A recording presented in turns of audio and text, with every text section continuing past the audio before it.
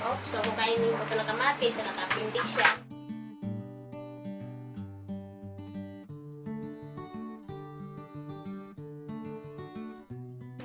Hoy, huwag ka muna mag-basketball dyan. Kakain mo lang. Magka-appendix ka. Mga kapuso, minsan na rin ba kayo napagsabihan ng ganito ng inyong mga nakatatanda? Nakaka-relate daw dyan ang 29 anyos na si Edward. Lumaki raw siyang pinapaalalahan ng maging maingat para di magka-appendicitis. Kaya laking gulat na lamang niya ng isang araw, nakaramdam siya ng matinding pananakit. Paggising ko, sumakit yung lower abdomen ko sa right side. Iba yung pain niya eh. Hindi siya yung sobrang sakit. Ang mangyayari lang, yung sakit niya, hindi ka makakatayo ng diretso. Kahit anong mangyayari, hindi ka talaga makakatayo. Pero yung sakit, tolerable. Parang may tumutulak sa abdomen. Ganun yung feeling. Dahil hindi mawala ang sakit ng tiyan, kumonsulta si Edward sa doktor. Dito niya nalaman na mayroon siyang appendicitis o yung pamamaga ng appendix. Para maging mas malinaw mga kapuso, lahat tayo ay may appendix. Ito ang maliit na hugis daliring organ na matatagpuan sa cecum, ang unahang bahagi ng malaking bituka. Gumagawa ito ng antibodies sa unang 5 taon ng ating buhay. Bagamat nawawala ang gamit ng appendix sa ating katawan pagtanda, kapag namaga ito o di kaya pumutok, delikado ang epekto nito sa isang tao. Hindi pagkain ng buto ng prutas at gulay o di kaya pagtalon o paglalaro pagkatapos kumain ang sanhi ng appendicitis ha? Namamaga ang appendix kapag may fecal leaf na bumabara rito. Dahil malapit ang appendix sa malaking bituka, kung minsan di inaasahang napupunta ang kaunting dumi mula sa tiyan patungo rito.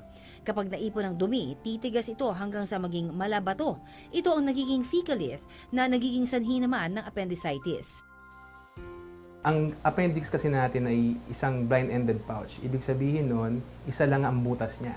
So kung ang isang dumi ay magbara dun sa butas na yon, hindi makakalabas yung mga bakterya dun sa loob ng appendix.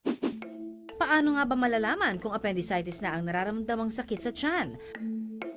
Una, makararamdam ng sakit sa bandang gitna ng tiyan. Saka lilipat ang sakit sa may ibabang kanang bahagi ng tiyan. Lumalala ang sakit na ito kapag umuubo o sinusubukang maglakad. Posible ring makaranas ng kawalan ng gana, pagkahilo, pagsusuka, lagnat, paglobo ng tiyan, constipation o kaya naman ay diarrhea. Ang appendicitis ay mas madaling ma-diagnose sa isang lalaki. Bakit?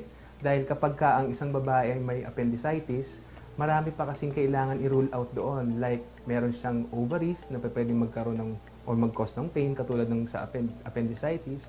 Meron siyang fallopian tubes.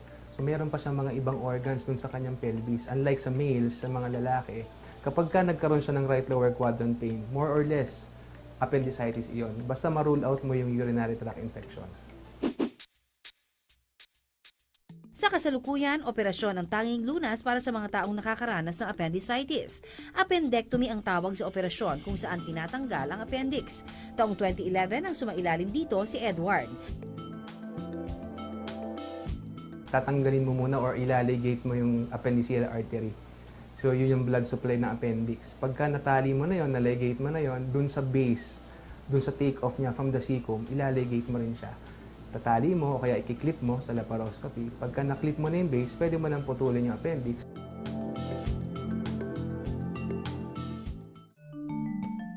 Maswerte raw si Edward dahil naoperahan siya bago pa man pumutok ang kanyang appendix. Posible kasing maging sanhi ng seryosong komplikasyon kung sakaling hindi ito naagapan. Pagka pumutok yung appendix, kakalat yung dumi dun sa loob ng abdomen or tiyan ng pasyente na magkukos ng infection, sepsis. Eventually, pwede niyang ikamatay yun kapag hindi naagapan. Hindi may iwasang magkaroon ng appendicitis, lalo na para sa mga edad nasa 10 hanggang 30. Para makaiwas dito, rekomendasyon ni Doc, Mas hindi nakikita ang appendicitis sa mga taong mas maganda ang diet, katulad nung kumakain ng high-fiber diet. laging tandaan ang simpleng sakit na inyong nararamdaman, huwag basta-basta baliwalain. Lalong hindi dapat iisin, maging maagap at sa inyong doktor ay agad magpatingin.